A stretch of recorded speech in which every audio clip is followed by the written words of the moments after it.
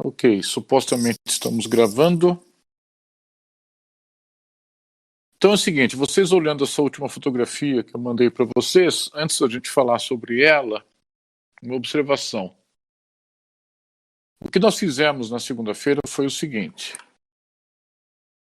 A gente mostrou essa técnica de Arquimedes para obter valores aproximados de π, a razão entre o perímetro de uma circunferência e seu diâmetro, e usando argumentos análogos à construção de Arquimedes, a gente conseguiu provar que π também é igual a 2. E também, de quebra, provamos que a medida da hipotenusa de um triângulo retângulo qualquer é a soma das medidas de seus catetos.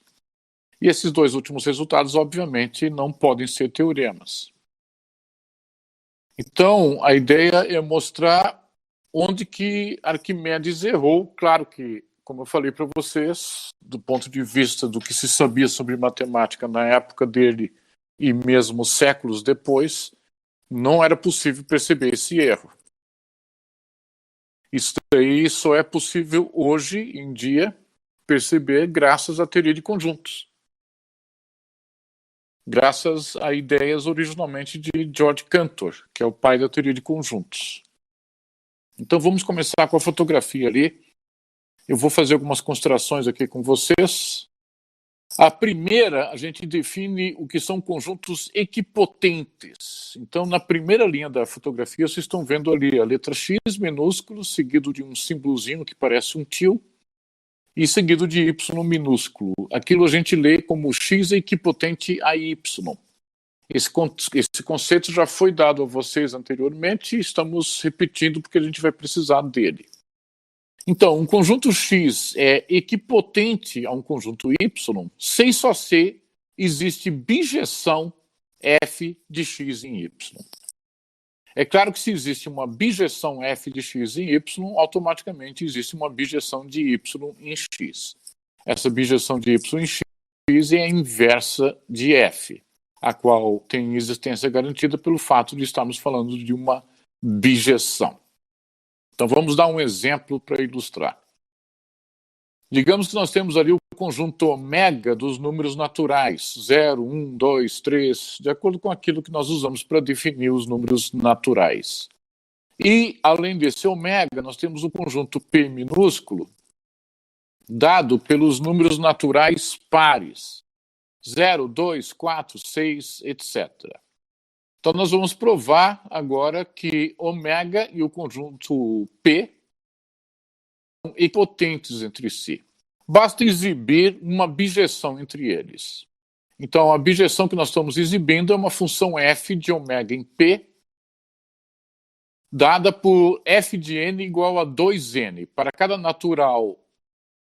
natural de ômega, correspondemos uma imagem dada pelo dobro desse natural pertencente a ômega. Até aí tá ok, gente?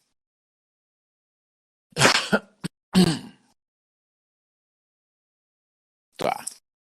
Bem, claro que para provar que ômega e P são equipotentes, nós precisamos provar que essa função f dada é uma bijeção. Para ser uma bijeção, tem que ser uma injeção e uma sobrejeção. Só abrindo parênteses, você sabe como provar que essa função é bijetora?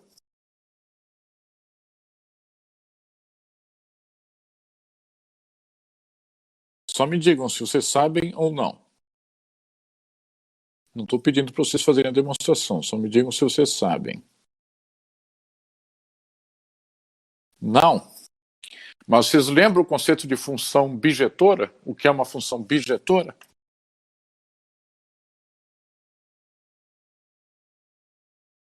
Amanda lembra? Daniel? Mais ou menos é não. Então, uma função é bijetora se ela for injetora e sobrejetora. Uma função é injetora quando elementos diferentes do domínio têm imagens diferentes. É um dos conteúdos que nós vimos já. Então, a função é injetora se elementos diferentes do domínio têm imagens diferentes. Sempre. Até aí tá ok?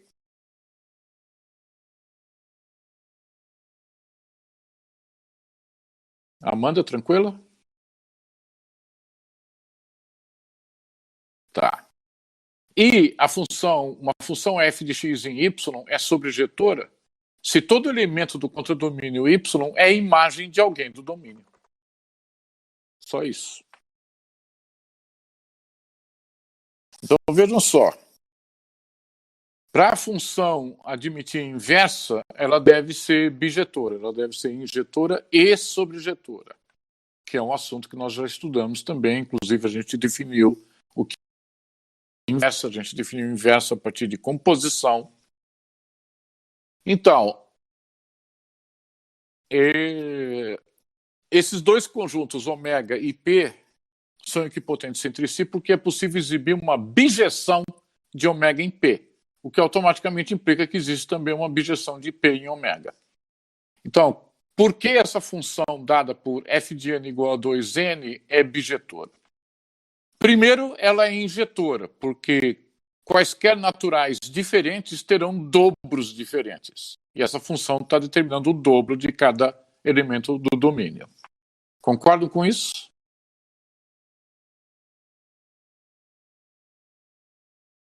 Então, isso faz dela injetora.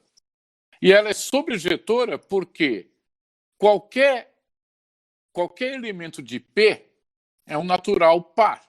E qualquer natural par é o dobro de algum natural. Portanto, ela é também sobrejetora. Concordam?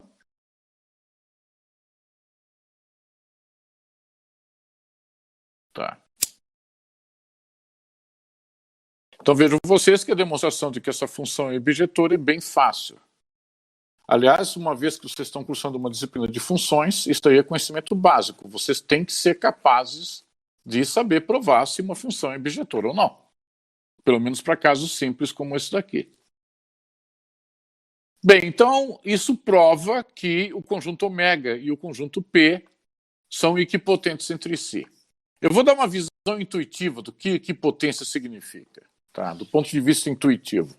Existe aquela velha anedota do pastor analfabeto que cuida de seu rebanho de ovelhas.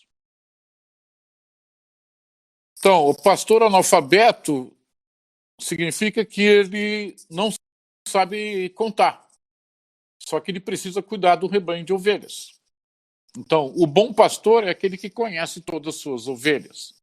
Ele dá nomes às ovelhas. Então, o pastor analfabeto, como que ele controla o rebanho de ovelhas? Porque ele precisa controlar o rebanho para saber se perdeu alguma ovelha ou se uma nova ovelha entrou no rebanho. Então, para ele ter o controle, ele não sabendo contar, para que ele tenha um controle sobre o rebanho, o que ele faz é usar um saquinho de pedras. Cada pedra corresponde a uma ovelha, cada ovelha corresponde a uma pedra. Isso é o que a gente chama de correspondência bionívoca. Uma mesma ovelha corresponde a uma e apenas uma pedra do saquinho, e uma mesma pedra desse saco de pedras corresponde a uma e apenas uma ovelha. Então, aquele conjunto ômega dos naturais, vocês podem considerar como o conjunto das ovelhas, as ovelhas 0, 1, 2, 3, etc., e o conjunto P, o conjunto das pedrinhas. Então, para cada natural, existe um e apenas um dobro. E para cada natural par, ele é dobro de um e apenas um natural. Então, nós temos uma correspondência bionívoca, 1 para 1. Até aí tá ok, gente? Ok. Então, esse conceito de equipotência ele é extremamente útil para definirmos o conceito de conjunto infinito, que é o que vocês estão vendo agora na quarta linha dessa fotografia. Um conjunto X é infinito, C só C, existe Y, tal que Y é subconjunto próprio de X e Y é equipotente a X. Vocês lembram o que é um subconjunto próprio de um conjunto dado?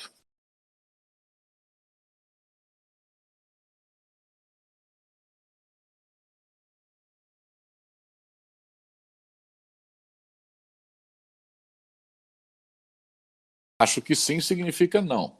Daniel lembra. Então, olá, Amanda. Y é subconjunto próprio de X se todo elemento de Y é também elemento de X. E, além disso, Y é diferente de X. Então, vejam só ali. Ó. O conjunto P dos naturais pares é um subconjunto próprio do conjunto dos naturais. Todo natural par é um natural. Mas o conjunto dos naturais pares não é igual ao conjunto dos naturais. Concordam com isso? Justamente. Como que a gente sabe que não são iguais? Porque existem naturais que não são pares. Por isso. Então, nós temos ali que esse P é um subconjunto próprio de ômega. E ele, além de ser um subconjunto próprio de ômega, ele é equipotente a ômega. Existe uma bijeção de ômega em P, o que implica também numa bijeção de P em ômega. Vocês podem estabelecer uma bijeção de P em ômega, definindo uma função que a cada natural par vocês dividem por 2 e obtêm um natural. Então, por isso que o conjunto ômega é infinito. O conjunto ômega é infinito porque existe subconjunto próprio dele, ou seja, existe um conjunto tal que todos os elementos desse conjunto são também elementos de ômega, mas que não é igual a ômega, e que existe uma bijeção entre ômega e P, ou seja, eles são equipotentes. Eu vou dar um exemplo, vou escrever aqui na tela para vocês. Digamos que, quer ver, ó? Só um minuto.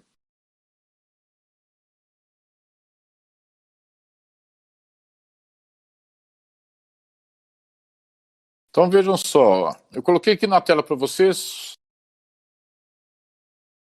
2 exemplos de conjuntos. Digamos que vocês têm um conjunto X, cujos elementos são 0, 1, 2, e um conjunto Y, cujos elementos são 0, 1. Qualquer função f de x, estou escrevendo aqui, qualquer função f de x em y, obrigatoriamente é não injetora. Porque a função com domínio x e contra domínio y, cada elemento de x tem que ter uma imagem. O 0 vai ter imagem, digamos, 0. Para a função ser injetora, o 1 teria que ter imagem 1. Mas daí o 2 teria que ter imagem ou 0 ou 1. O que faria dessa função uma função não injetora. De acordo com isso? Então, isso significa que, apesar de y ser um subconjunto próprio de x, é impossível eles serem equipotentes entre si. É impossível estabelecer uma relação 1 para 1 entre eles, uma bijeção entre eles. Porque qualquer função f de x em y, onde y é um subconjunto próprio de x, todo elemento de y é elemento de x, mas y não é igual a x. Então, nós temos um exemplo de um conjunto finito. Esse x é um conjunto finito. Porque para qualquer subconjunto próprio y de x, é impossível estabelecer uma bijeção de x em y, porque nesse caso nós vamos violar injetividade. Então, o que é um conjunto finito? É um conjunto que é não infinito. Um conjunto é infinito se admite subconjunto próprio equipotente a ele. Se não admite, então ele é finito. Então, esse exemplo ali, x igual a 0, 1, 2, quais são os subconjuntos próprios de x? Um deles é esse y, 0, 1. Outro, 0, 2. Outro, 1, 2. Outro unitário 0. Outro unitário 1. Outro unitário 2. Seja qual for o subconjunto próprio que vocês escolham, não é possível estabelecer uma bijeção de x em y. Vão todas elas violar injetividade. De acordo com isso, gente? Aí observe o seguinte, se vocês tentarem estabelecer uma bijeção de y em x, não de x em y, mas de y em x, nesse exemplo que eu dei, vocês vão obrigatoriamente violar sobrejetividade. Qualquer função g de y em x, para esse y e para esse x que eu dei para vocês, será não sobrejetora. Por quê? Se a função é g de y em x, o zero vai ter que ter alguma imagem. Sei lá, digamos, 0. O 1 vai ter que ter alguma imagem. Por exemplo, 1. E o 2 não será a imagem de ninguém. Se o 2 for... Se vocês fizerem uma função diferente, que leva 0 em 2 e 1 em 1, aí o 0 não será a imagem de ninguém desse contradomínio. Logo, qualquer função de y em x, nesse exemplo, viola a sobrejetividade. Concordam com isso?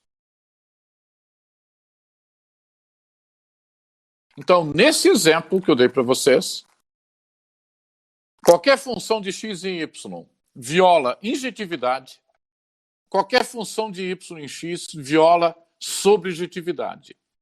E uma função, para ser bijetora, ela tem que ser injetora e sobrejetora. Então, isso significa que esse conjunto x e esse conjunto y não são equipotentes entre si. Se vocês tentarem fazer uma correspondência 1 para 1, sempre vai ficar alguém de fora. Intuitivamente falando, o conjunto x tem mais elementos que o conjunto y. Agora, no caso de conjuntos infinitos, uma vez que não é possível contar conjuntos infinitos, justamente porque eles têm infinitos termos, então usa-se o conceito de função bijetora para lidar com eles no sentido de estabelecer que eles têm a mesma quantia de elementos.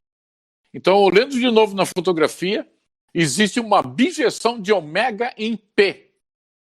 Isso, na prática, significa que a quantia de elementos de ômega é a mesma quantia de elementos de P. Então, existe uma quantia de números naturais pares tão grande quanto a quantia de números naturais. Até aí tá ok, gente? Tá. Agora nós vamos ao ponto que realmente nos interessa. Por quê? Aquelas brincadeiras que a gente fez na segunda-feira com semicircunferências e com a escada,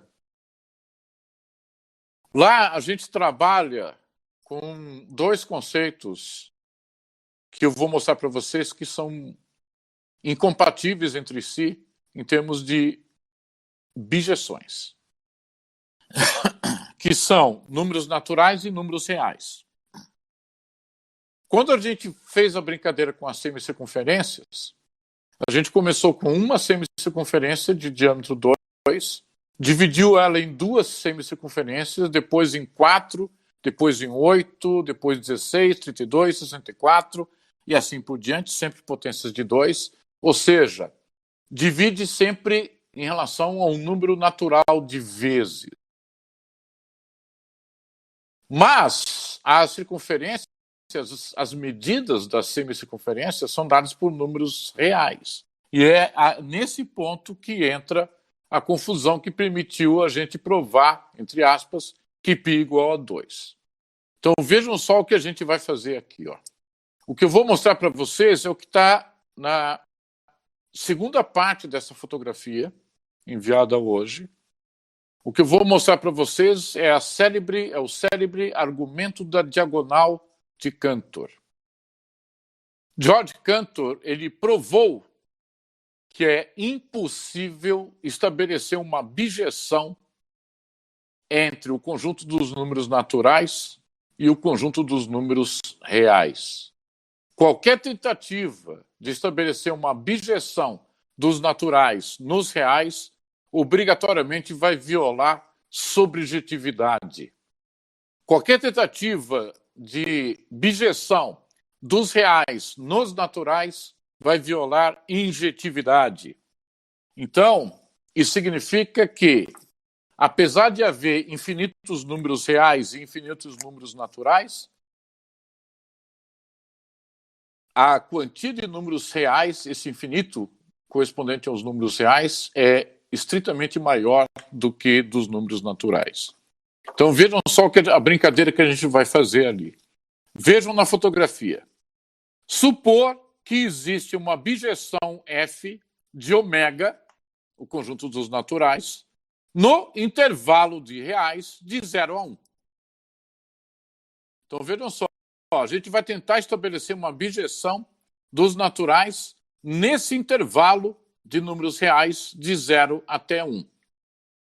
Se a gente provar que é impossível existir essa bijeção, automaticamente é impossível existir bijeção de ômega nos reais, uma vez que o intervalo 0,1 está contido no conjunto dos reais. Esse é o objetivo da prova. Então vejam só. O que a gente vai provar é que qualquer função f com domínio nos naturais e contradomínio no intervalo de reais de 0 a 1, obrigatoriamente é não sobrejetora. Ou seja, sempre vai restar algum número real do intervalo 0,1 que não é imagem de ninguém por essa função. Entenderam o objetivo aqui?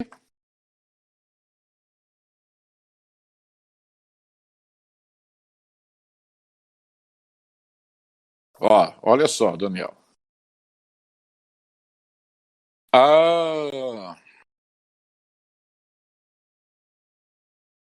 Conjuntos são equipotentes quando existe bijeção entre eles. Até aí tá ok? Então, essa equipotência, é importante manter em mente qual é a intuição por trás de equipotência. A intuição é uma correspondência 1 para 1. Então, nós queremos provar aqui que não existe equipotência entre o conjunto dos naturais e o intervalo de reais entre 0 e 1, incluindo 0, incluindo 1. Isso que nós queremos provar. Ou seja, se alguém tentar estabelecer uma correspondência 1 para 1, no sentido de que para cada natural corresponde a um real daquele intervalo, e cada real daquele intervalo corresponde a um natural, vai fracassar. Esse é o objetivo. Aqui. Tá ok, Daniel? Então, gente, ó. Novamente, eu vou reclamar com vocês o fato de vocês não terem sido capazes de provar no primeiro exemplo que foi dado que aquela função é bijetora, é uma coisa que preocupa numa disciplina de funções. Então, vocês têm que tomar muito cuidado para não confundir a aprovação em disciplina com realmente saber o que está acontecendo. Tá? Então, esses assuntos são questões sobre as quais vocês, infelizmente, não têm escolha. Vocês têm que pensar a respeito disso se vocês estão abraçando uma carreira ligada à atividade matemática. Então, é imprescindível vocês entenderem o que eu vou falar para vocês aqui. Vejam só. Nós temos, por um lado, o conjunto ômega dos naturais. Por outro lado, nós temos o intervalo 0,1 de números reais. O que é esse intervalo 0,1 de números reais?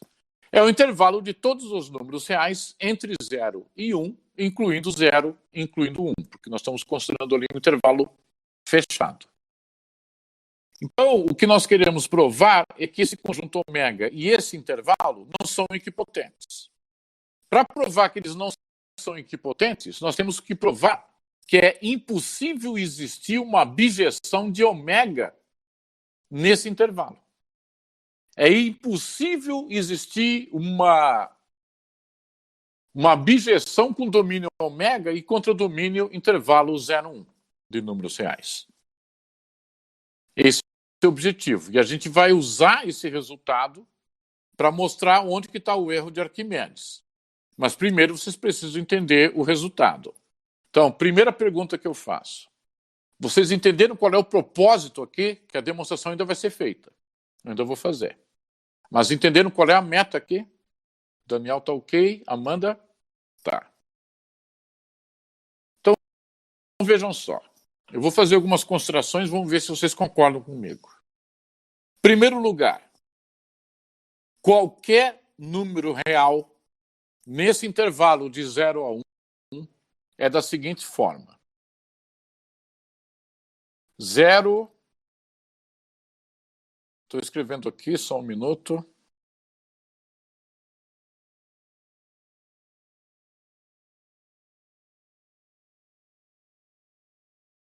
Então, ó, qualquer número real no intervalo 0, 1 é da forma 0,R1, R2, R3, R4, etc., onde esses RI são todos eles dígitos entre 0 e 9.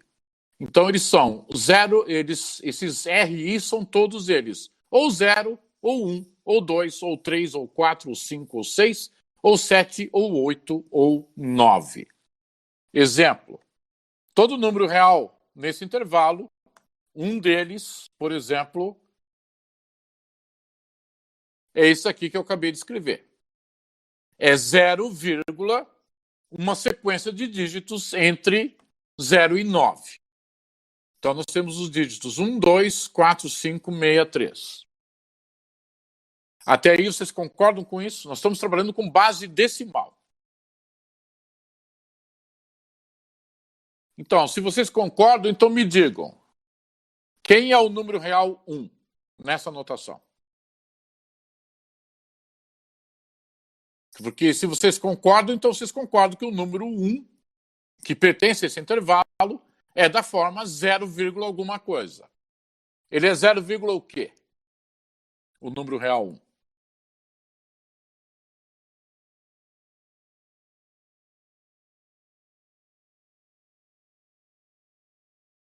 Nenhuma manifestação?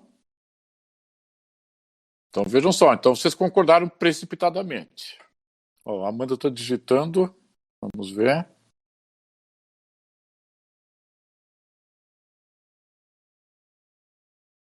Não, 0,1 é diferente de 1, Amanda. 1, o número real 1 é uma coisa, 0,1 é outra. Eles não são diferentes. Eles não são iguais, eles são diferentes. Concorda?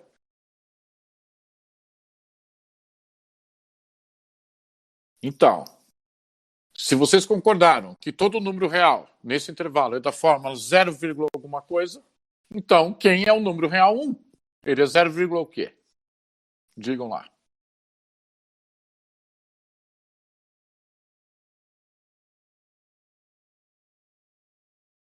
Daniel está digitando.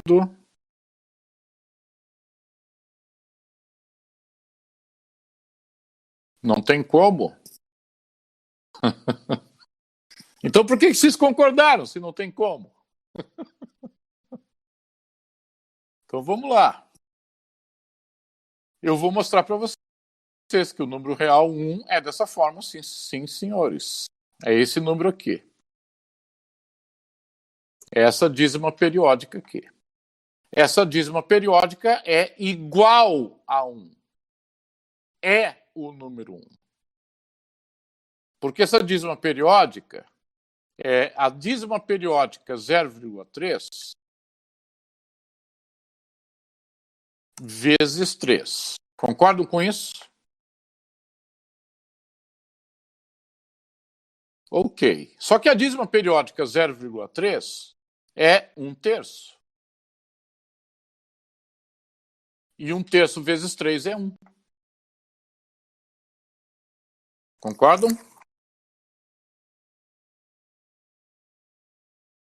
Portanto, o número real 1, ele é, sim, representado dessa forma. A dízima periódica 0,9. Ou seja, todos os números reais nesse intervalo são dessa forma. Até aí tá ok?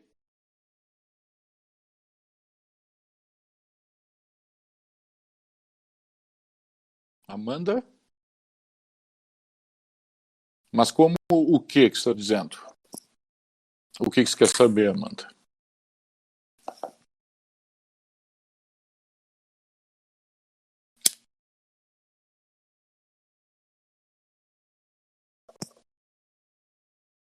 Vamos ver.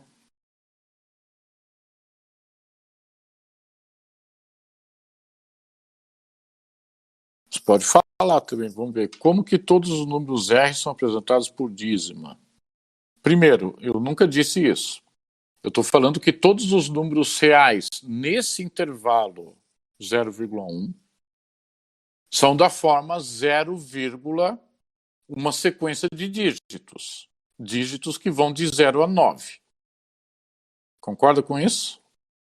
Então, veja só. Por exemplo, o número 1/4. 1/4 pertence a esse intervalo. Ele é da forma 0,25. 1/3 pertence a essa forma. Ele é a dízima 0,333. Deixa eu fazer de novo aqui. Ele é a dízima 0,33. Então, notem vocês que todo racional 1 sobre inteiro positivo pertence a esse intervalo, 0,1. Estamos de acordo até aí?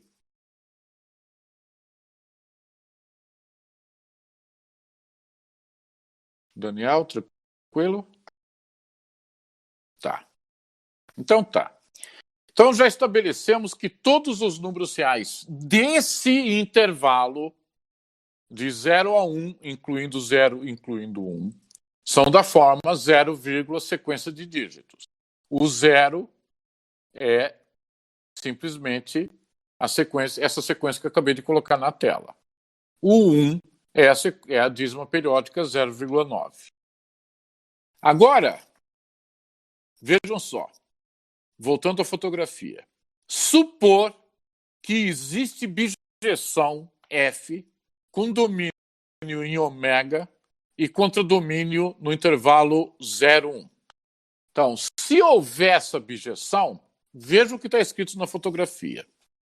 O número natural 0 vai ter como imagem um certo número real da forma 0, x00, x01, x02, x03, x04, x05 e assim por diante.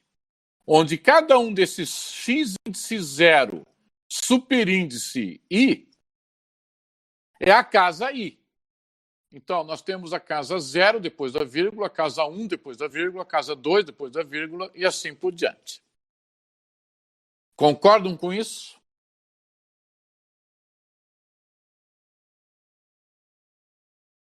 Ok. Vamos ver. O Daniel está digitando.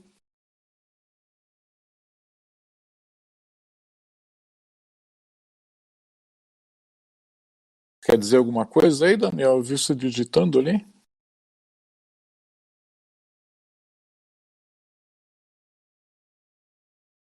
Tá. Então, se houver essa bijeção... Espera aí, Daniel está digitando de novo.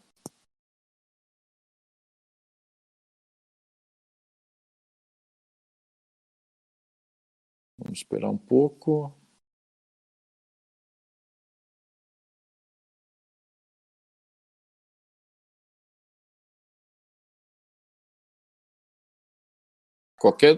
Tava com o ponto aqui. Foi sem querer. Tá. Ah, tá. Tá bom. Então, continuando, ó. Então, vamos supor que existe bijeção de ômega nesse intervalo. Então, se existe essa bijeção, o número natural 0, que pertence a ômega, tem essa imagem 0, uma sequência de dígitos. x00, x01, x02, x03, etc.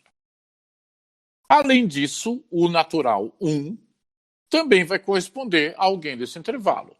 0, x10, x11, x12, x13, x14 e assim por diante. O 2 vai corresponder a um outro número real. 0, x20, x21, x22, x23, x24, etc. O natural 3 também vai corresponder a um real desse intervalo. 0, x30, x31, x32, x33 e assim por diante, ao longo de todos os naturais. Então, se houver essa bijeção, nós teríamos essa correspondência 1 para 1 de cada natural com cada real daquele intervalo. Até aí estamos de acordo?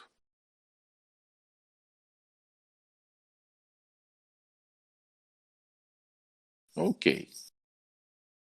Então, agora o que eu vou fazer é mostrar para vocês, eu vou exibir para vocês, eu vou explicitamente exibir para vocês um real desse intervalo 0,1 que não é imagem de ninguém dessa função.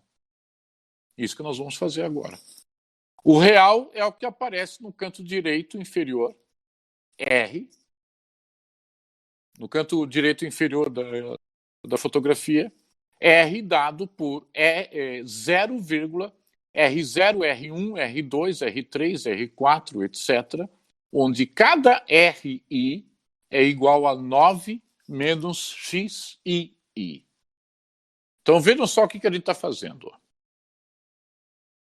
Nós estamos definindo um seto real R em que a primeira casa após a vírgula é R0, a segunda é R1, a terceira é R2 e assim por diante. Até aí tá ok?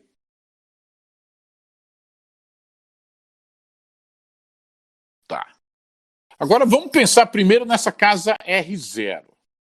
Essa primeira casa após a vírgula.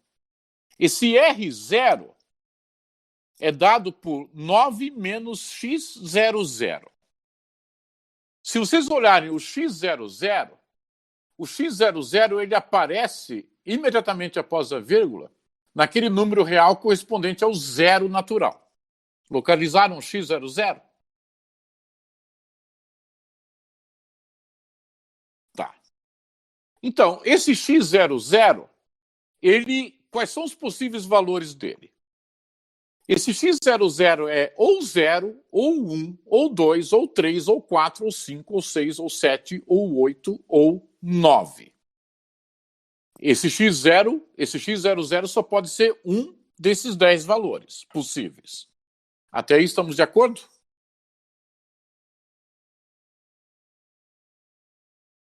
Tá. Agora vejam só, digamos que esse R0 seja 0. Não, desculpa, digamos que o x00 seja 0. Se o x00 for 0, quanto que é o R0? O R0 é 9 menos 0, que dá 9. Então, se aquele x00 for 0, o R0 é 9. E, portanto, diferente de x00. Concordam?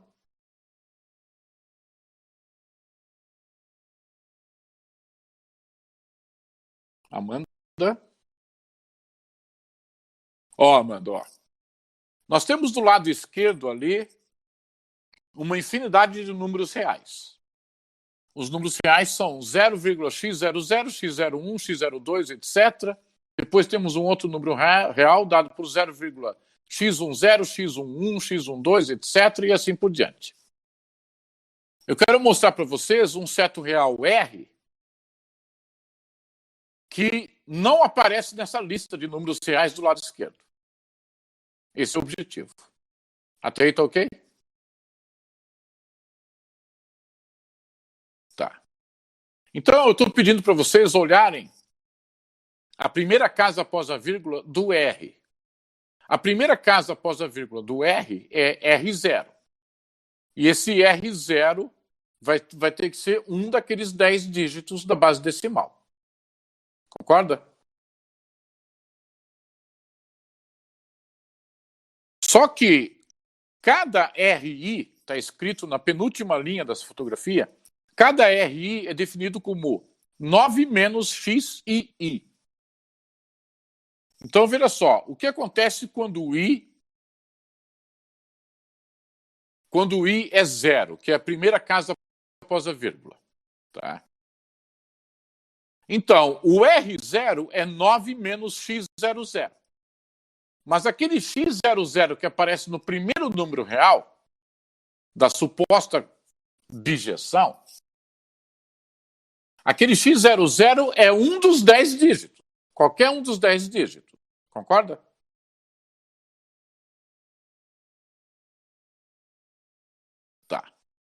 Quais são os possíveis 10 dígitos? Bem, um deles é 0. O x00 pode ser 0. Se o x00 for 0, o R0 é 9 menos x00. Ou seja, 9 menos 0, que dá 9. Então, se o x00 for 0, o R0 é 9. Concorda? Tá. Se o x00 for 1, o R0 é 8. Estão de acordo?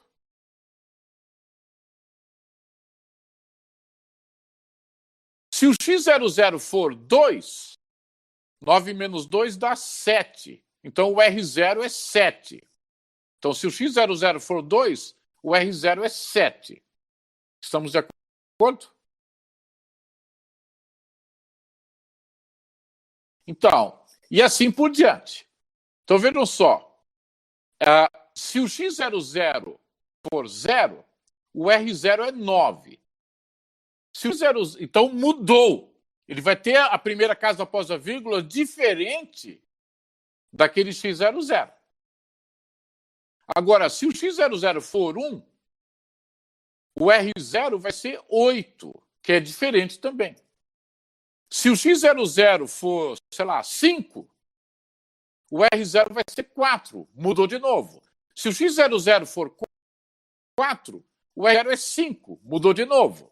Então, o que esse R0 está garantindo ali é que a primeira casa após a vírgula do número real R vai ser obrigatoriamente diferente da primeira casa após a vírgula do primeiro número real que aparece lá, 0,x00, x01 e assim por diante.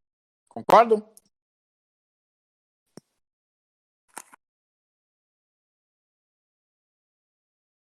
Amanda? Tranquilo? Tá. Então, o fato da primeira casa após a vírgula ser diferente da primeira casa após a vírgula do primeiro número real 0,x00, x01, etc., isso garante que esse R obrigatoriamente é diferente daquele primeiro número real, porque já difere na primeira casa após a vírgula. Até aí estamos de acordo?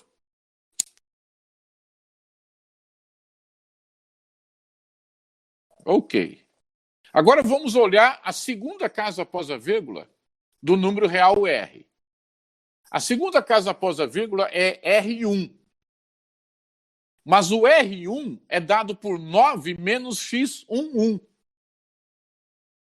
Então, o x11 é a segunda casa após a vírgula do número real correspondente ao natural 1. Localizaram lá?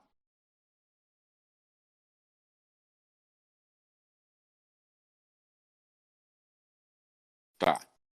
E aquele x11, novamente, ele só pode ser 1 entre 10 possíveis dígitos. Os dígitos são 0, 1, 2, 3, 4, 5, 6, 7, 8, 9. Então, se o x11 for 0, o R1 vai ser 9.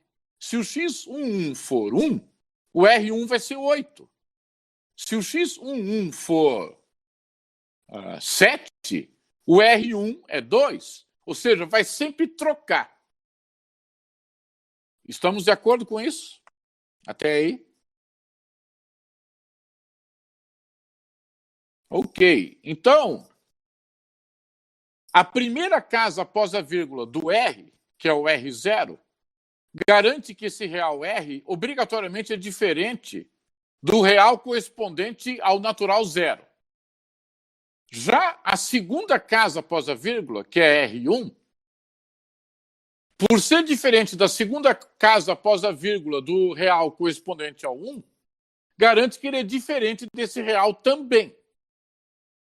Concordo com isso até aí?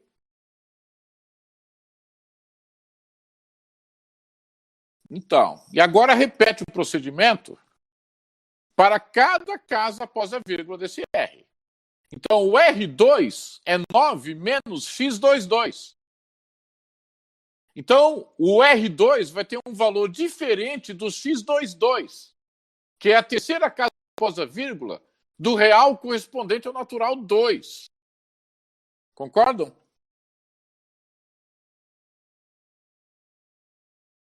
E assim por diante. Ou seja, com essa construção desse número real R, nós sabemos que esse número real R é diferente de todo e qualquer real que é imagem por essa função f com domínios naturais. É diferente de todo mundo ali, de todas as imagens. Estamos de acordo com isso?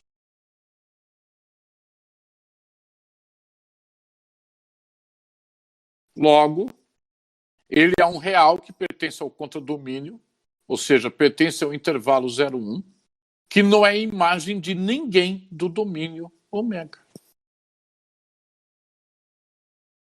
Logo, essa função f viola sobrejetividade. Existem elementos no contradomínio que jamais serão imagens de qualquer elemento do domínio, não importa qual seja a função. Estamos de acordo com isso?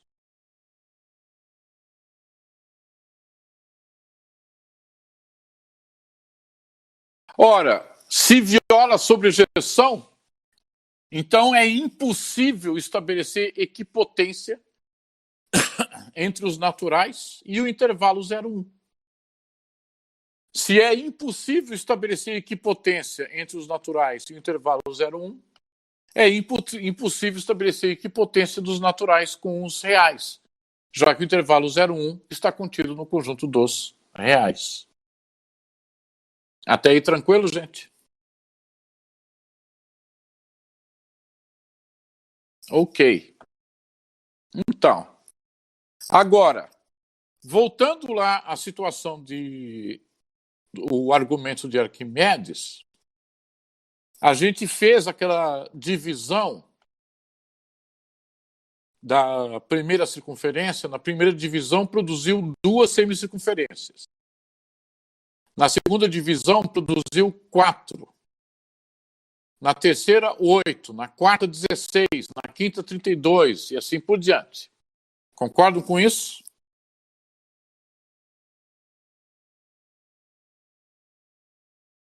Ora, mas acontece que essas divisões são feitas sempre ao longo dos números naturais.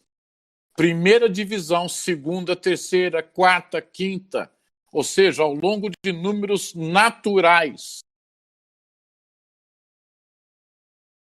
Logo, não vai cobrir mesmo aplicando o limite com n tendendo ao infinito, ou seja, com o número de divisões tendendo ao infinito, não vai cobrir todos os pontos do segmento de reta. Porque o segmento de reta é definido ao longo dos reais. Estamos de acordo com isso?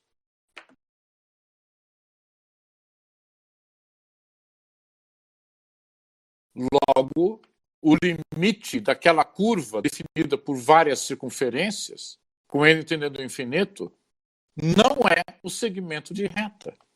Porque o segmento de reta conta com muito mais pontos do que o conjunto dos números naturais. Aquele limite é aplicado com n natural tendendo ao infinito. Por isso que a conclusão de que π igual a 2 está errada. Até aí tá ok, gente?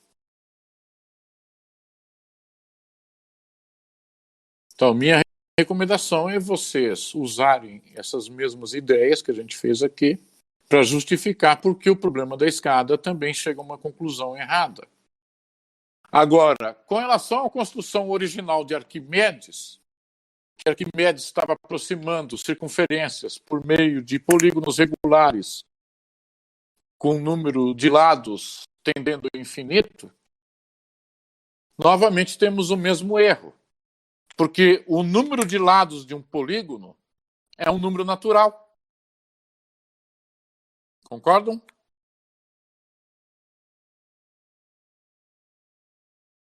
Portanto, se vocês têm um polígono regular com n lados, onde n é maior ou igual a 3, e aplicam um limite com o número de lados tendendo ao infinito,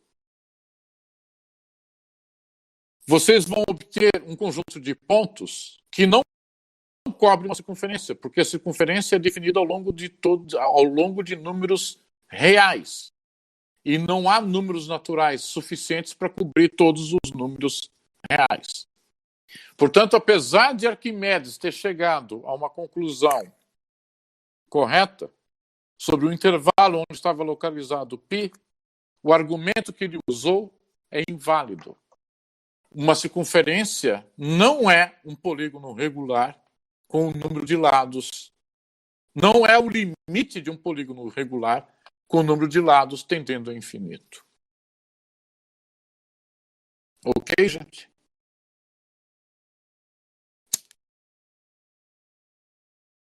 Então, George Cantor, quando criou a teoria de conjuntos, o que ele queria era qualificar o conceito de infinito. Antes de Cantor, os matemáticos percebiam o conceito de infinito como uma façon de parler, um modo de falar. E não era aceito entre matemáticos antes de Cantor que o conceito de infinito tivesse algum caráter matemático. Então, quando Cantor surgiu com essas ideias e com esse argumento da diagonal, porque vocês percebem que aquelas casas R0, R1, R2, R3, elas são obtidas mudando a diagonal daqueles números reais supostamente correspondentes aos naturais 0, 1, 2, 3, etc. Que nós temos a diagonal x00, x11, x22, x33, x44 e assim por diante. Na verdade, vocês podem provar que esse número real que eu mostrei para vocês na fotografia não é o único que não é imagem de qualquer função f que seja. Por exemplo, vocês poderiam ter pego outra diagonal. A diagonal que começa com x01. Aí vocês teriam x01, x12, x23, x34, x45 e assim por diante. Então vocês poderiam definir um outro real S com casas após a vírgula S0, S1, S2, S3, etc. Tal que cada SI é 9 menos x índice I superíndice I mais 1. E aí vocês exibem um outro real que também não é imagem de ninguém dessa função, do domínio dessa função. Na verdade, vocês podem exibir infinitos reais do intervalo 0,1 que não são imagem de ninguém do domínio dessa função. Tá ok até aí? Então, esse argumento da diagonal é um argumento criado por George Cantor. É uma técnica de demonstração que até então não existia. Esse foi um dos momentos mais brilhantes no trabalho de Cantor. O problema é que Cantor caiu na asneira, na época, de afirmar publicamente que essas ideias eram uma mensagem de Deus para ele. Porque Cantor era, além de matemático, profundamente religioso. E ele afirmava isso, que essas ideias foram uma mensagem divina. Ele encontrou na teoria de conjuntos Deus. E isso gerou uma suspeita maior ainda entre matemáticos. Então, por exemplo, Leopold Kronecker, estou escrevendo o nome dele aqui, Leopold Kronecker, que foi contemporâneo de Cantor, ele dizia o seguinte: eu não sei o que é isso que Cantor fez, se é religião ou filosofia, mas matemática certamente não é. Então, Kronecker ele fazia parte dos críticos de Cantor. Ele não aceitava essas ideias de Cantor. Ele achava que as ideias de Cantor eram simplesmente um completo absurdo. Só que havia outros matemáticos liderados por David Hilbert que acreditavam que as ideias de Cantor eram, sim, algo de interesse matemático. Tanto é que, com o tempo, essas ideias foram sendo assimiladas, se transformaram naquilo que a gente conhece popularmente como a teoria de Zermelo-Fraenkel, entre outras teorias de conjuntos, e isso começou a servir de base para a fundamentação de vastas porções da matemática. Ou seja, algo de origem parcialmente religiosa, por causa das motivações pessoais de George Cantor, mas que hoje assumiu um status matemático. Isso nos últimos 100 anos. Então vejam vocês que uma análise profunda sobre a proposta de Arquimedes para aproximações do valor π, a razão entre o perímetro de uma circunferência e seu diâmetro, ela só foi possível mais de 2000 anos após Arquimedes, graças a um avanço gigantesco promovido por George Cantor. Algo que antes era um anátema entre matemáticos. Anátema é aquele assunto sobre o qual ninguém quer falar a respeito. Então, os matemáticos tratavam o infinito não como um objeto de interesse da matemática, mas apenas um modo de falar, que fazia parte do discurso do matemático, mas não algo digno de estudo do matemático. E hoje em dia se sabe que não é assim que funciona. Então, por exemplo, existe um livro, estou com ele na mão agora, de Akihiro Kanamori, The Higher Infinite, que é um livro dedicado única e exclusivamente ao estudo do infinito, no contexto de teorias de conjuntos. O autor se chama Kanamori. O nome do livro, The Higher Infinite. Eu recomendo a vocês darem uma olhada por cima no livro, só uma olhada por cima, porque obviamente vocês não têm condições de entender o que está escrito nesse livro, mas só para vocês perceberem o quanto avançou nos últimos 100 anos o estudo do infinito, graças a esse trabalho de George Cantor. Ok até aí, gente?